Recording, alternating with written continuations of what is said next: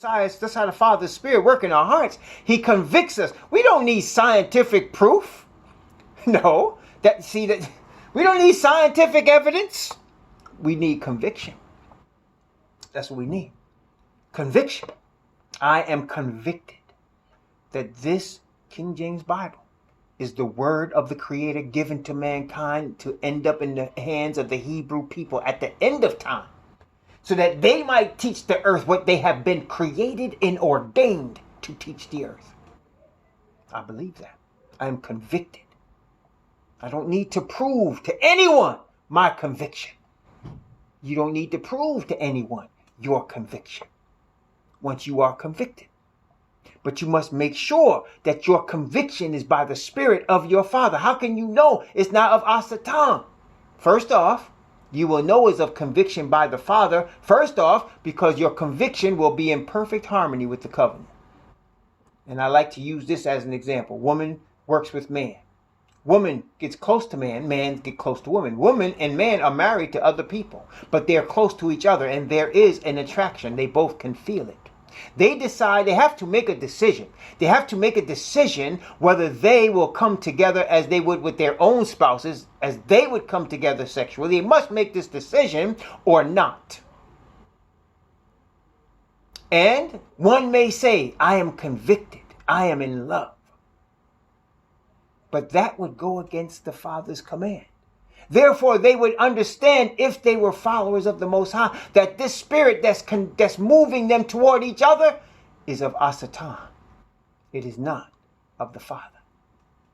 For it is causing them, it is leading them to break the covenant.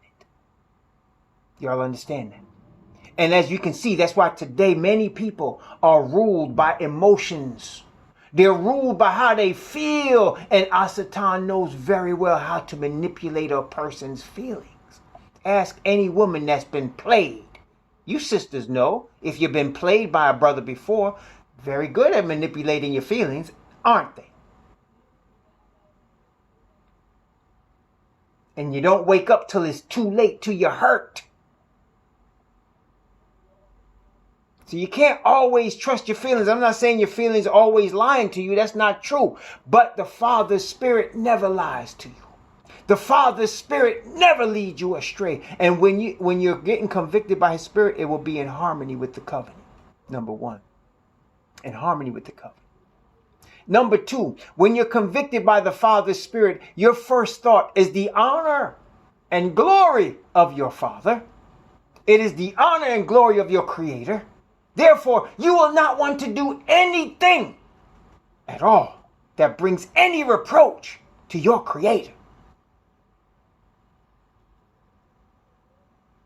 You understand? And in the sincerity and earnestness of that approach, you will never be led astray. You can never be deceived. The Spirit will prompt you when somebody's sitting before you speaking lies. Because brothers and sisters, some of these brothers are really good. You know, you made a good liar. You got to sit back and put your hand on your chin and think, is this person lying to me? Because they're good. But if you are sincere and earnest in your desire to serve the Father and to obey His word, the Spirit will surely 100% of the time prompt you, will never let you go into a situation where you can be deceived. Never let you go there. You have to want to be deceived. You have to want to believe a lie. Okay? That's why the Bible says the strong delusion comes to those that want a lie. Psalm 119. I'm going to read from verse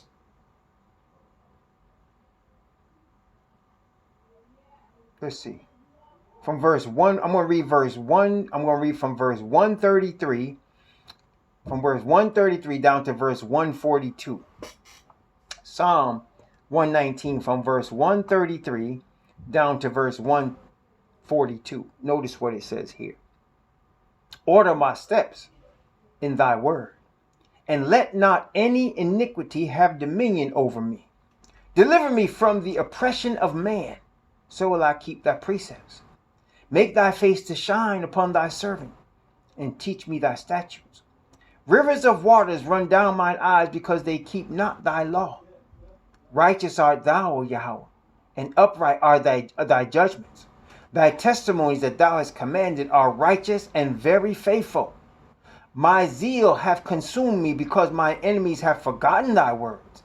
Thy word is very pure. Therefore thy servant loveth it. I am small and despised, yet do not I forget thy precepts. Thy righteousness is an everlasting righteousness, and thy law is the truth. Brothers and sisters, you can't get more plainer than that, can you? Thy righteousness is an everlasting righteousness, and thy law is the truth. See? So if we're following the paths of truth and righteousness, we're going to be in harmony with the law of the Most High. Does that make sense? Everybody follow me so far? One more verse from Psalm 119. One more verse. One more. Psalm 119, verse 172. Psalm 119, verse 172. Indulge me for one more before we go right into Romans chapter 3. Psalm 119, verse 172. My tongue shall speak of thy word, for all thy commandments are righteousness. Again, we like to point out, the Father is righteous. He just stated his law is righteous. His commandments are righteous. His word is righteous and is forever settled in heaven and is everlasting righteousness. Therefore, any of us that have his spirit in us are also of the same everlasting character. That's why Messiah can say, he that believeth on me shall never die.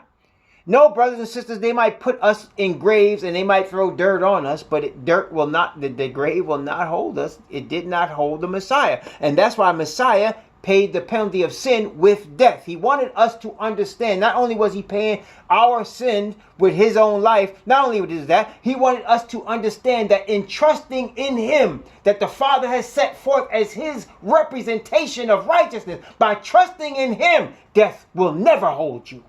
And it will never hold me. At best, it's a temporary phenomenon. It's a temporary phenomenon. It can never hold us. Notice again, one more. We're going on our way back. Let's make our way back to Romans. On our way back to Romans, I want to make a pit stop in Acts of the Apostles. On our way back to Romans, let's go to Romans. Let's go to Romans. Before we get there, though, I want to make a pit stop in Acts of the Apostles. I want to look at Acts of the Apostles, chapter 2. Acts of the Apostles, chapter 2. Notice what it says. Acts of the Apostles, chapter 2. Acts of the Apostles, chapter 2. The Apostle Kepha, who is known as Peter, Kepha is speaking here. Notice it says, I'm going to start at verse 16 and go down to verse 24. From verse 16 to verse 24. Notice what it says. But this is that which was spoken by the prophet Joel. And it shall come to pass in the last days, saith Yahweh, that I will pour out my spirit upon all flesh, and your sons and your daughters shall prophesy, and your young men shall see visions, and your old men shall dream dreams. And on my servants and on my handmaids will I pour out my spirit, for I pour out in those days of my spirit, and they shall prophesy. And I will show wonders in heaven above and signs in the earth beneath, and blood and fire and vapor of smoke.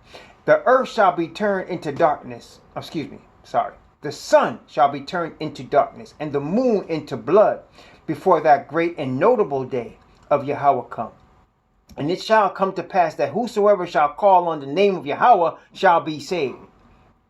Ye men of Israel, hear these words. Yahawashi of Nazareth, a man approved of Yahweh, among you by miracles and wonders and signs, which Yahweh did by him in the midst of you, as ye yourselves also know.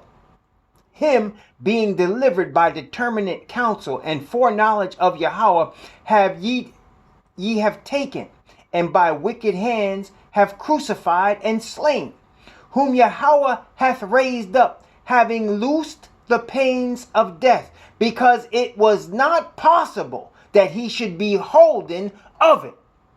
It is not possible that Messiah can be held by death. And because he is our Messiah, the Messiah of the Hebrews, we cannot be held by death. I could go deeper into this, but I'm not. I think y'all get the point. Praise the Most High Yah. Now we're ready for Romans. Romans chapter 3. Last night we studied what advantage has the Israelite. And we talked about, by the grace of the Most High, we talked about the advantage, of course, is the fact that the Israelite was ordained to have or to receive the oracles or the teachings and the statutes and judgments of the Most High Yah. We went through the scriptures last night and we saw he didn't choose any other people on planet Earth. He only chose this one people who are the seed of Abraham. You see, brothers and sisters, many reasons, not the least of which is the fact that the Messiah and the Father promised Abraham that of his seed he was going to have a chosen people. Not the least fact of that, he's going to have a chosen people that he give the oracles to, that he make covenant with, that he's going to bring forth, and these people are going to bring forth his message, his true message of righteousness, not Christian message, not Christian message. If the Christian message was the true message, Messiah would have come already, because it's come all over the earth. Christianity is all over the earth, in every nation, kindred, tongue, and people is Christianity, and yet this earth is in just as big a trouble as it's ever been. Things are only getting worse. No, it's not the message. The message is the message that must come from the 144,000. It will go all through the earth. It will have the power that people haven't seen since Peter was speaking these words 2,000 years ago. And when it comes forth, that's going to be the message that will ring throughout the earth, which is why the Bible describes it. He said, angel came down from heaven having great power, and the earth was lightened with his glory. You cannot change that, brothers and sisters. You cannot fake that. You cannot replicate that. Only one way that can happen. That's from the Father, when he pour out his Spirit on his people. That's what we're getting ready to witness right now. So we talked last night about them receiving the oracles of Yahweh, being ordained for that, which is why they have the advantage, which is the order of things to the Israelite first, and then also to the Greek. To the Israelite first, the chosen people. Chosen people. That means that the Father has chosen these people for this purpose. Now, we talked about Satan and his enmity against the Father, and that being made manifest in his hatred of Messiah. We talked about his deceivable power and his murderous ways. Obviously, what he's going to do if he misrepresent the Father's character, if he misrepresent who the Messiah is, it is obvious. We should understand very clearly that he's going to misrepresent who his people are. Y'all understand? Yep, testing 1, 2, 3, no pun intended, but y'all understand that? He's going to obviously misrepresent who the chosen people are. He's got to be doing it. He's got to do that. It's part of the game. Got to be. So he's going to misrepresent who the chosen people are with some false people. And not only that, he must try his best to destroy the chosen people. He must. If he's going to reign on this earth and make the claim that all belong to him, he must focus first on destroying those very people that can expose him, that have actually been ordained to expose him. He must destroy them. Which is why you see, brothers and sisters, I'm not apologetic or ashamed to say there has been a war against the black male. It's continuing and it will continue because of that very reason. The black male has been chosen to represent the Father. He has been chosen to bring forth this message of truth. He has been ordained before the earth was for this purpose. Therefore, Satan must destroy him. We should not be surprised. The last hire, first fire, most murdered, most incarcerated must not be surprised at these things.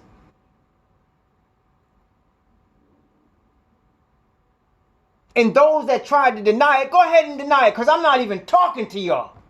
That's what I'm trying to say. I'm not arguing with somebody that says, that's not true, we're all the same, I don't know what color we are. Listen, man, go ahead with that. Go on. You know what I'm saying? This is what I'm saying to you. I'm trying to tell you we got like 13, 14 years left of this earth's history the way it stands right now. We're staring down the barrel of the kingdom of Yah coming. I don't have time to argue and debate with people because they don't agree with what's coming off my lips. I don't have time. Now, at the same time, I will admit, of course I don't know everything. Nobody does. But he gives it to us as he wants us to have it and to bring it forth. I am more than willing to learn from mistakes. I always seek to do that. But I'm not arguing and debating with people. Especially on a point like that I'm very convicted on.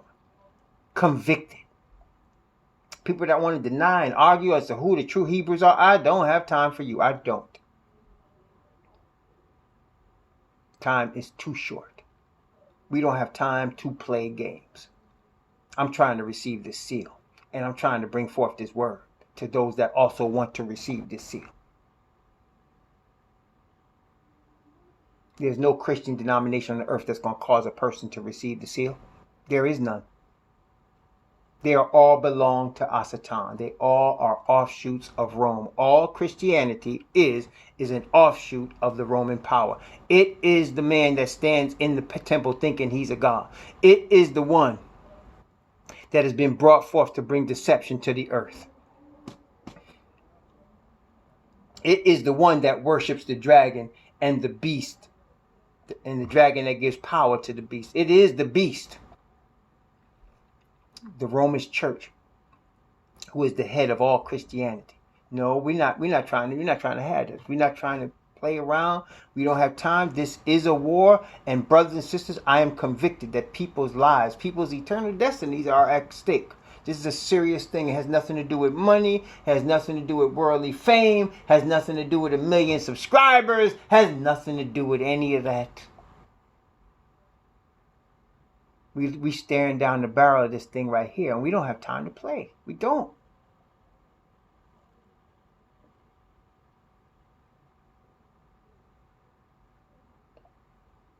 Romans chapter 3.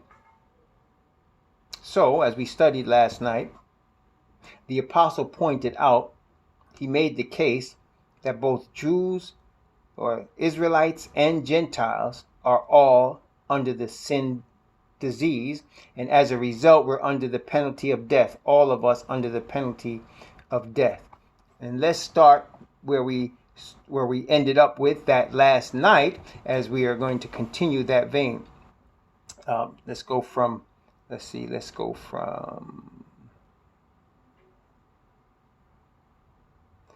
I'm going to start at verse 18. I'm going to start at verse 18 and go down to verse 20. That's where we kind of ended up last night, from verse 18 to verse 20.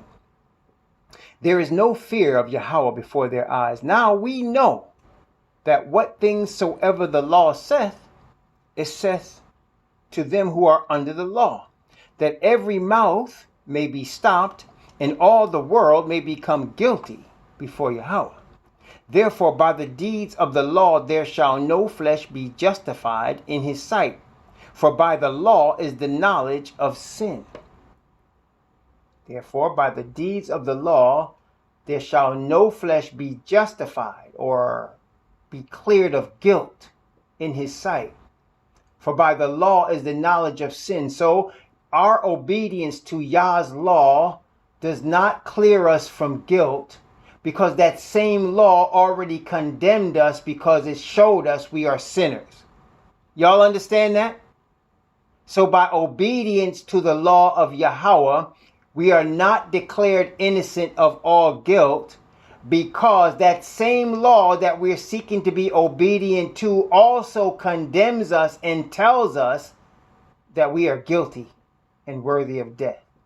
Therefore, by the deeds of the law shall no flesh be justified in his sight, for by the law is the knowledge of sin. So we got into this mess by disobedience to his law, and we cannot get out of it by obedience to his law at this stage, because we have this problem. The problem is that we already sinned, and the wages of sin is death. The soul that sinneth, it shall die. The forever the Most High's word is settled in heaven. So now we have a problem. We are worthy of death. We are condemned to death. The Most High must put us to death, but he wants to redeem us from death. So what does he do? He must send his son. Well, let me say what he decided to do. He sent his son, who is a representation of a perfect righteousness. His son, who is a representation of perfect obedience to truth and his law. His son, who lives forever, even forever and ever. His own son in his own image, in his own likeness. He sends him for the purpose of being a bearer, someone who takes on the sins of his chosen people. First, he starts with the chosen. And why does he start with the chosen? Because of his promise to Abraham that he would have a righteous seed that would be a nation of priests and kings and ministers. So because of his promise, because of his love and his mercy toward us, he must start first with the people he has chosen. Does that make sense, brothers and sisters? If through his chosen people he's going to give this message to the earth, this salvation must start with the chosen people, which is why Messiah had to be born among the Israelite nation. He had to, because this is the chosen people of Yah. This is the people of Abraham, Isaac, and Jacob. And we just read it. He said to the scribes and Pharisees, I know you're Abraham's seed, so he has to come from them. He has to come from them first. Therefore, he has to bear their sin and iniquity in order that through his death, the Father's righteousness can be put on them so that the spirit and condemnation of death is taken off of them. And that spirit and condemnation of death is placed on Messiah. And it's done in the spirit as we in the spirit confess our sin. We confess the sins of our fathers and we confess our own sin. And we admit that we need to have the spirit of sin and rebellion taken off of us and given to the Messiah. And in exchange, Messiah takes the Father's spirit and puts it on us. Now, you have to understand the consequences of this. What this means, the person that takes on the Father's spirit is forsaking all right to go after riches and glory in this earth. The riches and glory of this earth are given to Asatan to give to whoever he wants. You cannot be a mega millionaire on this earth and belong to the Most High. You're going to have to end up giving away that money. The money that is being exchanged on this earth, by no mistake, is not gold and silver. The money that's being exchanged are paper, and it's paper with images printed on it. And people kill for the paper of these images printed on it. It's made on special paper with special ink. They go through great trouble to make sure it's not like any other piece of paper. And they want you to exchange, and this is how wealth is based. And if you get this, you're how wealthy. You can get millions upon millions, and now you have people with billions of those images. Now, you must understand, if you decide to be a part of this righteous kingdom, you cannot put any stock in those images. You cannot put stock in that. You cannot desire to stack that up. Because to stack that up in this earth, somebody on this earth has to hurt. For you to become a billionaire, I don't get, listen, some people don't want to hear this because they love money too much. But I'm going to tell you the truth. You cannot become a billionaire in any business on this planet without stomping on some heads. Some people got to get hurt for you to make it, man. That's the way this earth is. Some people got to get hurt. On your way up the ladder represents people's heads, and you just stomping on them on your way up. That's where you got to do it. And then once they get to that point and they're all nice and everything, and they say, oh, he's a billionaire, he's a millionaire, he's so nice, they're such nice people, of course. But mess with their money and watch that spirit change. Mess with their money and watch that spirit change.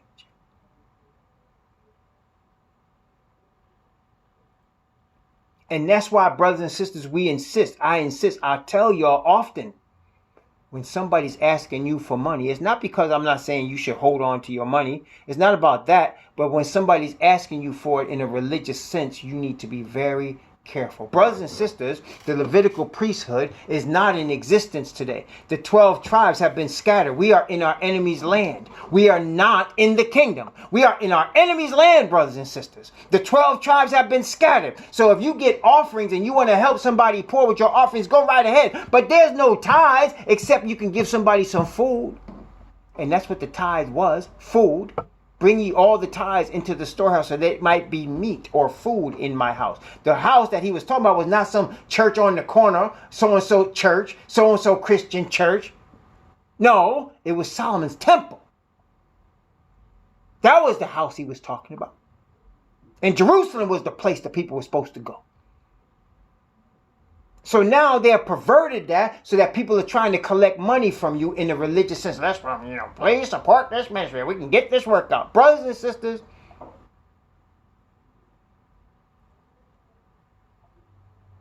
I will admit, if I'm in Washington, D.C., and somebody says, we need you to come and preach in Malaysia, or we need you to come and preach in, West Africa. We need you to bring this word to us in India. I need somebody to pay for a plane ticket. I don't have no money to go. And if the Father wants me to go, he'll provide a way for me to go there. If somebody said, even, brother, we want you to come and preach in California, and I'm in DC. I ain't got no money to get to no California. You want me to go out there? Somebody have to pay for a ticket or something. But then the Most High will open that door and people will do it. I won't be begging people. I'll be saying, please pay for my ticket so I can go preach the word. No.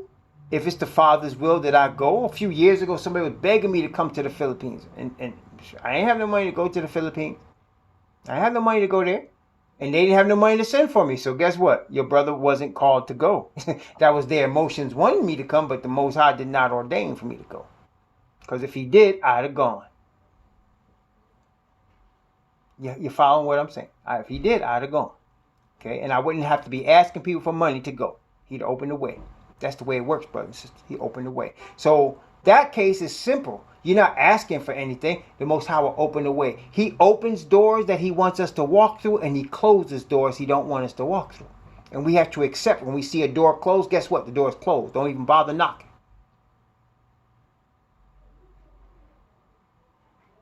But when the door is open, don't ask questions. Walk through. When the door is open, don't ask questions. Walk through.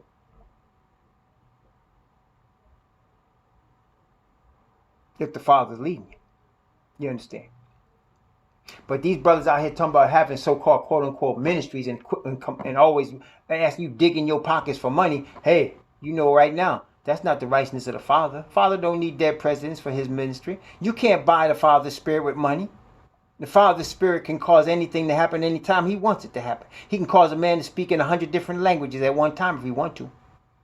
He can cause people he can have a whole bunch of people in the room, everybody speaking a different language, one person speaking a word and everybody hearing the word in their language. He could do that. If his Spirit can do that, what do he need your money for? What do he need it for? Father's Spirit can raise a man from the dead. What kind of money can pay for that?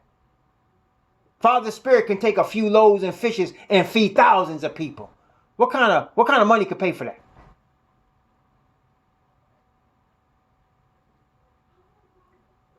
No. By the deeds of the law, though, shall no flesh be justified in his sight, for by the law is the knowledge of sin. So now he's going to send forth the Messiah. Now, verse 21. Romans chapter 3, verse 21. Notice here, Romans 3:21. But now the righteousness of Yahweh is without the law, outside of the law, is manifested, being witnessed by the law and the prophets. Well, what is this? That is righteousness being manifested. Righteousness being manifested. That is the Messiah. Righteousness is manifested. Outside of the problem that we have with the law, this righteousness was manifested. And the righteousness that was manifested is being witnessed, or bear the law and the prophets bear witness that this is righteousness, that is Messiah. Manifested. And that righteousness and that witness was manifested in the flesh, the Bible says. Manifested in the flesh. The Father sent his Messiah. So now he has this man come in the flesh. This man that is perfect representation of the Father's righteousness. He said, if the Son therefore shall make you free, you shall be free indeed. That's what he said. The Son abideth ever. And if the Son makes you free, you free. Because the Son came, he has been given authority from the Father. He has been given authority from the Father. And so he comes. He lives perfect righteousness for 33 and a half years. He allows his own brothers to sell him to the Gentiles, to lie about him to the Gentiles. And the Gentiles put him to death. And he did it outside of the city of Jerusalem. He was carried without the camp. And he had our sin on him without the camp. And he was hung up there on the tree for us. And put to death, so that all that confess sin, the sin is placed on him. And the righteousness of the Father through him is given to that sinner. Now, the righteousness of Yahweh without the law is manifested, being witnessed by the law and the prophets. Then he goes in verse 22. Even the righteousness of Yahweh. Notice what it says here. Verse 22 is the key of what we're talking about today. Verse 22 of Romans chapter 3.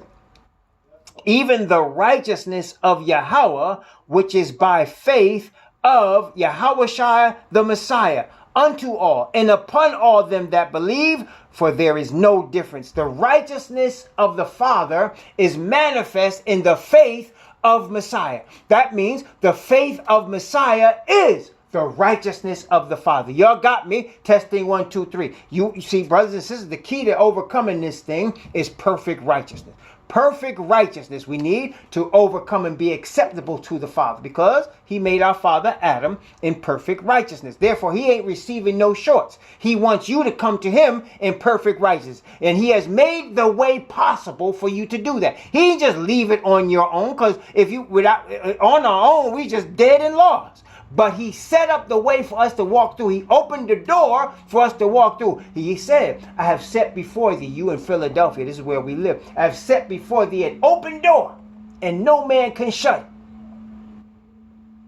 Because when he openeth, no man can shut it. When he shutteth, no man can open it. And he said, I set before you an open door. So now he has made the way through Messiah, through the righteous faith of Messiah, who is the Father's righteousness, that we might through Messiah receive Father's righteousness. And therefore, if you receive Father's righteousness, now all the things we read about in Psalms 119 come to pass. We are obedient to his law. We long for his commandments. We walk in his word, because his word becomes a light and a lamp unto our feet. We seek to bring honor and glory to the Father in everything that we do. That's what happens when the Father's righteousness is manifest. When somebody raised up from saying they are saved and there's no law to be kept, they are under a different spirit and a different God altogether. It's not the same God we serve. Not the same one. No, sir. Now, in the past, when we were ignorant, the Father accepted us in that